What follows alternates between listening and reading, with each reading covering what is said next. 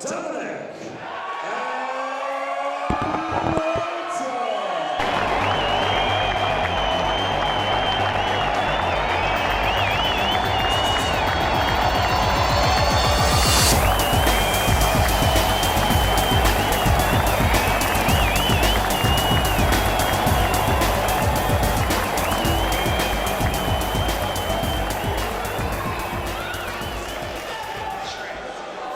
So Chris, again, we have the KO Next Generation coming in, and Idominik 6'4", Sacha McLEAN making his debut tonight as well. Well, both these men making the debut, and we've said before, this is the perfect showcase for it. And what I love about the KO Next Generation gym fighters, we mentioned about Crew Sam and the style and the challenge, but if you notice, when you talk to them, it's always the same things. I want to do it for the team. I want to learn the experience.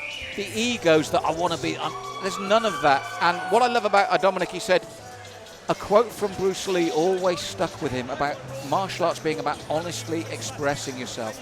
That's the sort of fighter you get out of the KO Next Generation gym. So a real clash of styles, a real clash of physical attributes as well. We talk about the way that both guys make weight. Noticeably different there. Red corner, EFEOTOR. Blue corner, McLEAN. Both guys making their debut.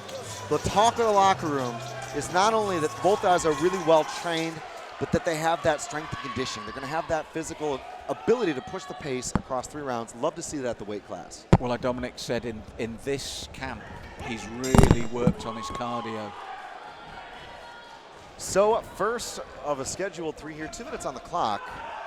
1-2-9 there with a lead low kick for EFEOTOR. McLEAN swing and a miss with a low right roundhouse kick as well. Very quick on the balls of his feet is EFEOTOR.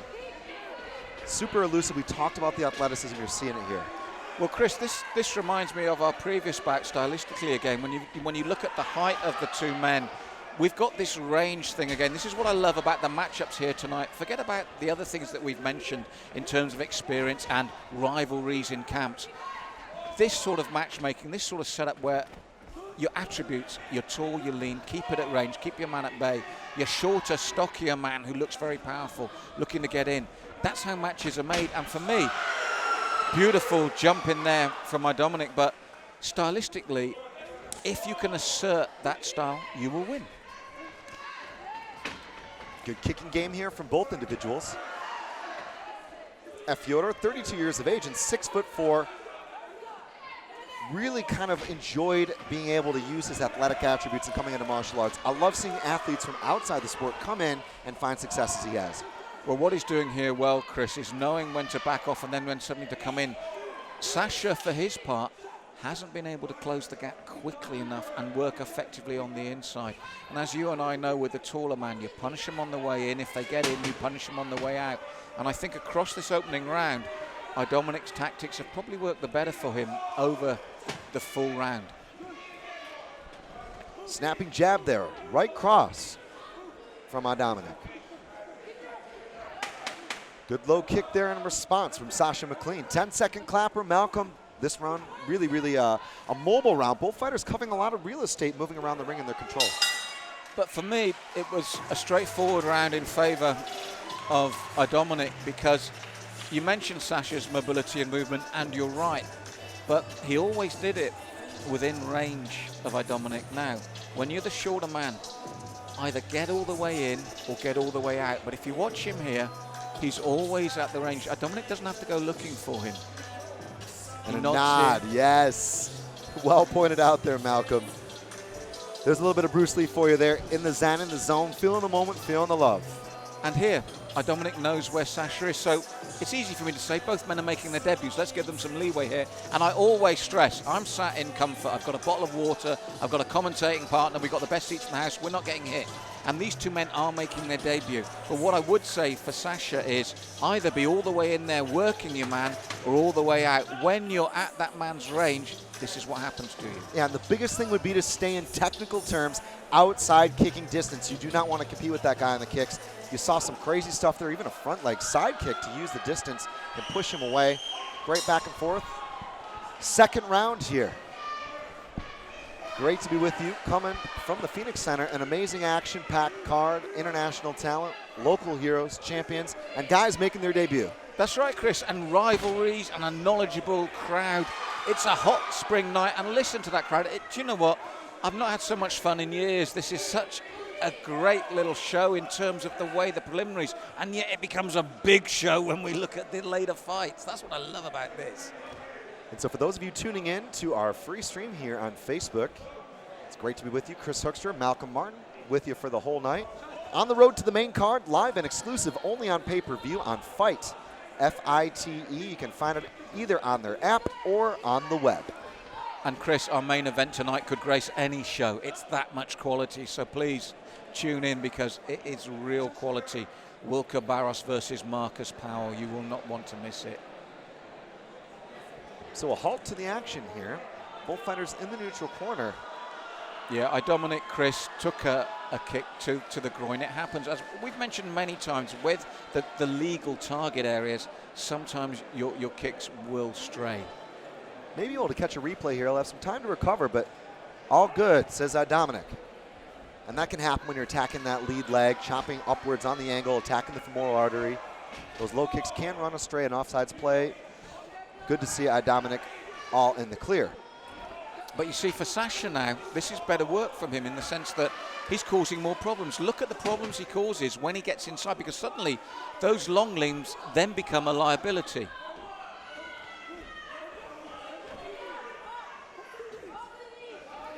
Good popping jab there from Idominik. He worked a lot on the cardio in camp. We talked about the strength and conditioning, both guys having speed and agility at the weight. The thing is, you gotta have octane. You gotta have gas. To keep pep in the step into the later rounds is a challenge, and for me, it seems like the fresher fighter might be his opponent. Well, the thing that Sacha's doing well here in the second round that he didn't do in the first is he's got inside those long limbs and worked when he got there. And again, he just ducks under that, and which was good, because if he hadn't, Idominik would have taken his head off there. But again, I think that's I couldn't quite see that, whether that was the knee or the kick. I imagine it was attempted knee, Chris. Yeah, tough to tell. Couldn't see from the angle on our monitor here. Maybe we can catch a replay. We'll have to see whether or not we can get that up on the screen for you folks. But Pete Richardson certainly having to deal with this now twice in a row. He's actually asking the judges, did you see a knee to the groin? And one judge just nodded. So whether it was intentional or not, I think there was a knee to the groin. Or he might be saying, well, no, actually it was a legal technique by allowing it to go on like that. But oh, another dive. Pete Richardson, not a happy man. He's giving the count. He's saying that was a legal technique. This turns this fight on its head, Chris. He's saying that was to the midsection. And that was a massive, massive shift in the winds. Malcolm, a 10-8 round, an amazing outcome. And that was just at the bell as well, Chris. The thing here was, Idominik was doing well. He was keeping it at range. Now, Sacha was looking dangerous when he came in close. But we saw there potential, maybe an illegal knee straying. Pete wasn't sure, being the referee that he was, very thorough checks with the judges. The very next technique, he goes down again, and Pete starts to count, which is a huge turnaround in this round. And that's the thing, Malk. I mean, it could have been a point deduction for the illegal move. Never mind that. He got the count. 10-8 round. That's a massive change. So let's rewind the clock. Start of the fight. How do you have that first round? First round, I think you go with Idominik for keeping it mainly at range across the 2 minutes. The second round, even before controversy, whatever you want to call it, the possibly illegal blow, then the counted blow, Sacha was closing the gap quicker. He was getting closer all the time. So 10-9, then 10-8. That means that we got Sacha up in this fight. That's the way I see it, Chris. All right. Third and final round here, folks.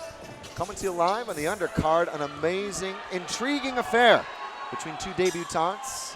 Final 2 minutes on the clock. Oh, a big slip there. It was a clash of shins. Pete Richardson not given the count there, but it's psychological victory perhaps for Idominik. I think he's been stung by that count. I think it stung his ego as much as anything else as well. And he's got to come on really, and he's swinging for the rafters with those big bolo rights, Chris. Massive, massive fastball right hand there. That bolo punch really turning the punch over. Lots of speed and inertia. I'm just impressed with the power and the technique and, of course, the activity that you often don't see in this weight class. Both guys just really giving a great account of each other.